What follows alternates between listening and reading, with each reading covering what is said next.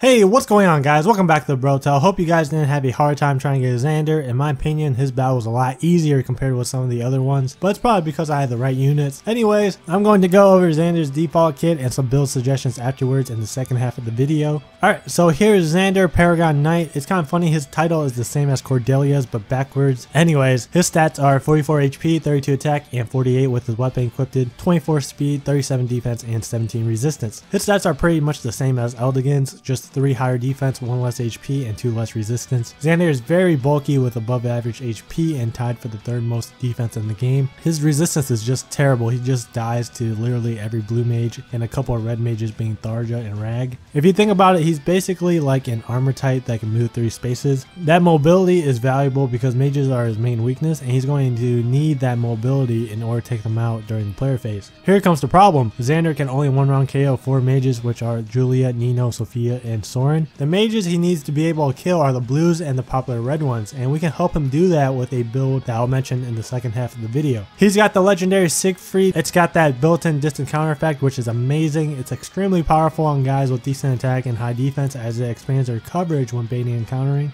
His special is Blazing Light. It's got that long ass 5 charge cooldown and does that 1.5 times AoE damage thing. You guys know how I feel about the special. Cooldown is too long and it doesn't give Xander consistent damage. Give him either Bonfire or Moonbow for more damage and Noontime for sustain. His ace slot is Armor Blow 3. It gives him plus 6 defense when initiating combat. Not a big fan of this skill. I would rather use defense plus 3 since it will help him on both phases. Defense plus 3 actually has the same results on offense and prevents 3 less losses on defense. Heroes with distant counter effects are going to be used for baiting and countering attacking a lot, so that's why initiation skills are not ideal. Passive C is Spur Defense 3. Xander is going to be in the front lines most of the time, so it's going to be hard to use this buff. Hone and Fortify skills are a lot easier to pull off. If you use Xander on a standard team, then use either Threat Attack or Threat Defense. Fortify and Home Cavalry skills are the obvious alternatives for a Horse Emblem team. So where do I rank Xander in the GHB rankings? If we talk about pre-inheritance wise, I think Zephiel is still better. If you unequip Life and Death from Zephiel, he can tank anyone in the game as long as he has Warrior Fighter on. In my opinion, Zephiel has a better skill set. If you plan on using Xander, you better promote him to 5 stars because his weapon is the only outstanding element in his default skill set. If you think about it, Xander is kind of like a slower version of Ike. Alright guys, here's a budget build for him. Xander can tank enemies real good with Armor Blow during initiations, but he can only 1-round KO 5 enemies. The problem is he's so slow and he can't double a lot of dudes, which leads to him having a very low damage output. To help out his damage, give him Poison Strike so he can guarantee 10 extra damage every fight, then have an ally finish them off. Some of the Seal skills can work too. The only one I would consider is Seal Attack.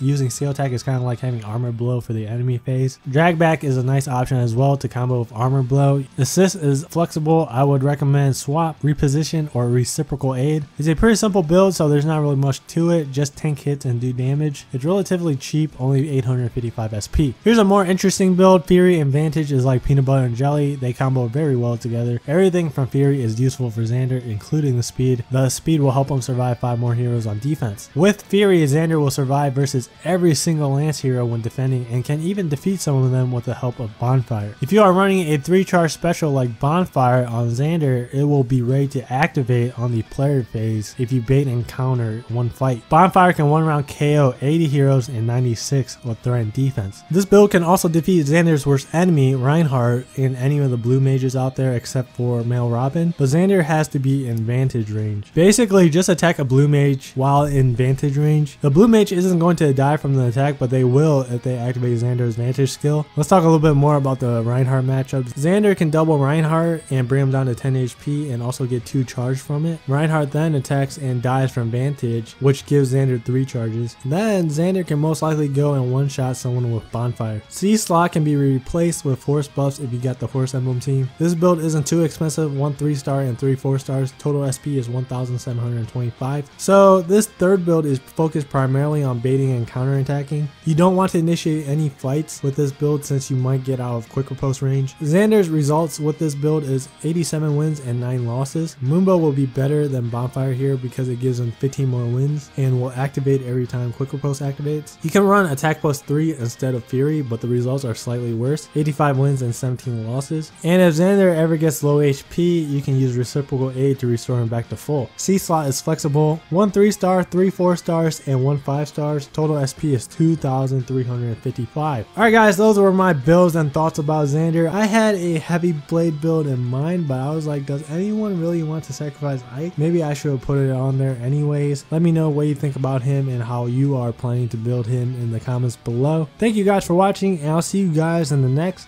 video.